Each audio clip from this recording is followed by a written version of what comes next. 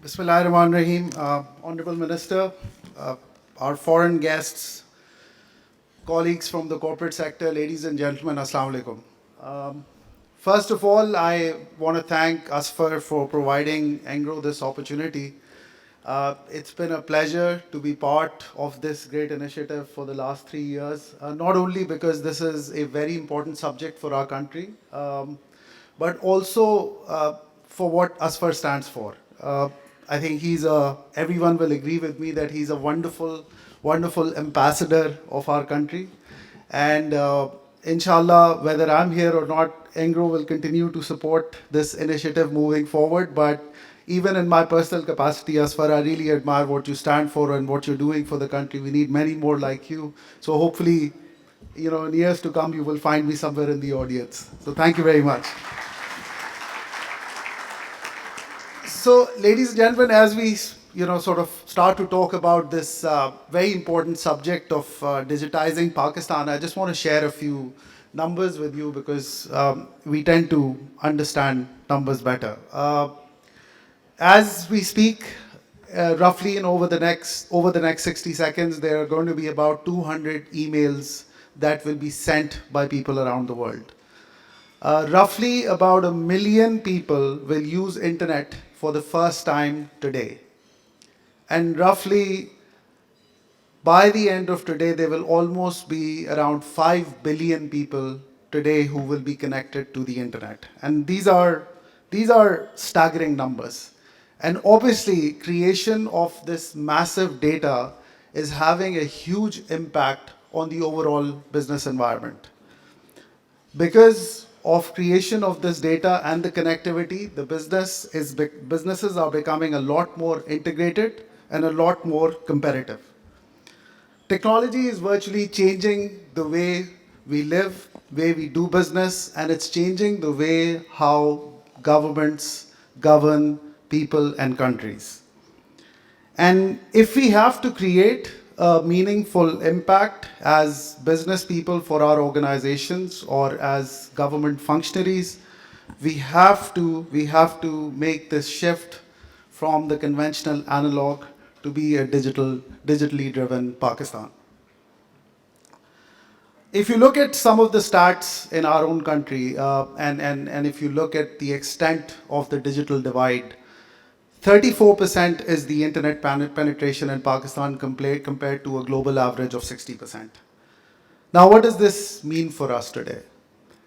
Clearly, what we need to realize is that Pakistan is primed for this digital revolution. And it's a great opportunity for us to leapfrog. And we've seen this play out before also. So if you go back a couple of decades, where we were in terms of our landline penetration, and even up until 2016, December of 2016, the total landline connections in Pakistan are about 3 million, whereas total number of mobile users are well over 100, 110, 120 million. So it is what is presented in front of us is an opportunity to leapfrog. And obviously, this will result in tremendous benefits for everyone, economic benefits, social benefits, political benefits for all the people. Technology can help empower our farmers, and I'll talk a bit more about it in detail later on. It can reach the unbanked through mobile banking, and it can even help policymakers by analyzing data and doing predictive analysis. But I think the most important thing is that it will help the entrepreneurs of the country who are investing in tech-enabled businesses. It will open the global markets for them. So now coming to what do we need to do to unleash this potential in our country. And I think it first starts off with the recognition. It starts with the recognition that data and access to information via the internet is going to become a fundamental human right.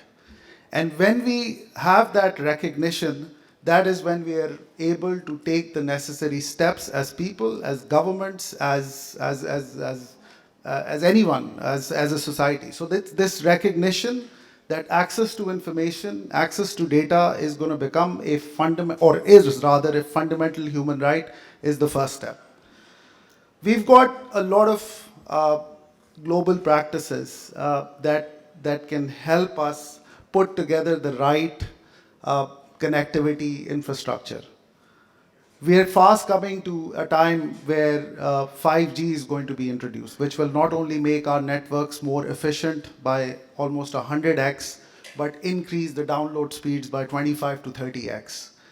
And we've seen this play out in other countries, that when internet is made available to people, it generates tremendous amount of economic value. So the first thing, again, after recognizing the fact that this is important, the first thing is to make sure that we create an environment whereby we're able to lay down the right connectivity infrastructure. But infrastructure alone obviously is not the only thing. The second thing that we need to realize is that we need to create the right ecosystem uh, for Pakistan to take this leapfrog. This involves enabling software developers. This involves providing the right training facilities, because it is a complex ecosystem and cannot be done in a piecemeal approach. The biggest impediment, of course, for us is the fact that there are roughly 25 odd million children who are not going to school. And higher education is available to only 8% of the children.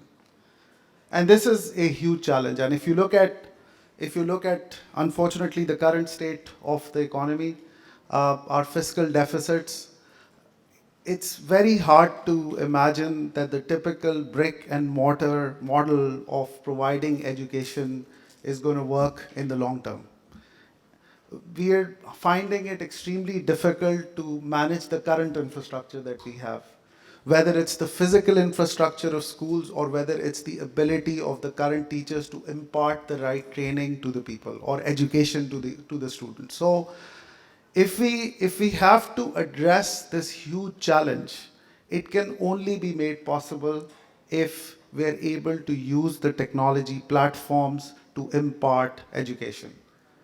And it's such a wonderful opportunity for us, because via this medium, not only people or students who are sitting in small villages and don't have access to the more privileged people in cities, but they can have access to the same knowledge, same information, perhaps even the same teachers via the internet. So I think it's time that we start looking at this as an opportunity. I know the education minister, when he was here last time and Asfar organized a session with him, mentioned that in Pakistan, there is a need for us to unify all the different curriculum and syllabi that we have. Using technology will make that very, very easy and simple for us. So this daunting task of providing education to a growing population can be made possible using technology. There are about 1.5 million people who are added to the workforce every year. And as we know, over the next 2 years, we're looking at a difficult period in our country where the economic growth will be relatively low, and we are already seeing signs of it. So it's incredibly important for us as a society, as government, as businesses, to create that infrastructure which allows for creation of more employment. We need to focus more on STEM education, whereby people will be able to access or to address global markets.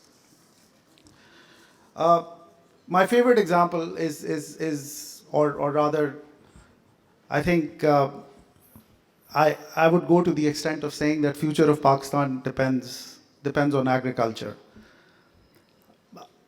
What we've been through over the last 20-25 years is very evident that unless and until Pakistan increases its exports, our economic model won't work.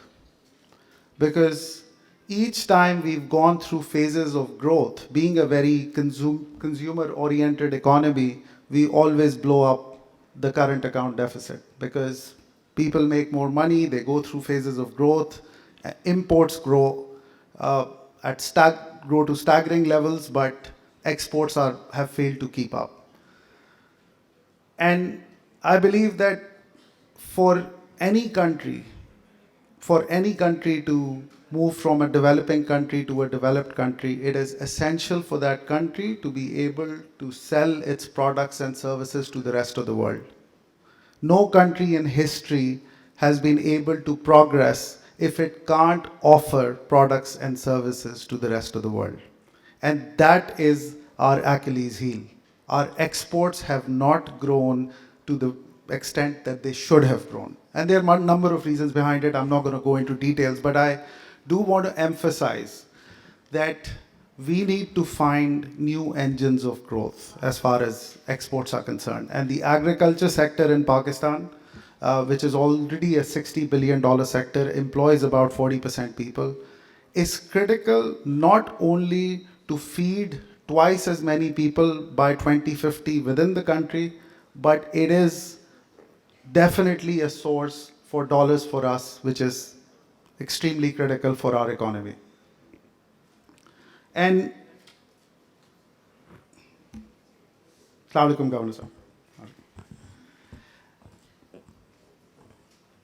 And if you look at the whole value chain of agriculture,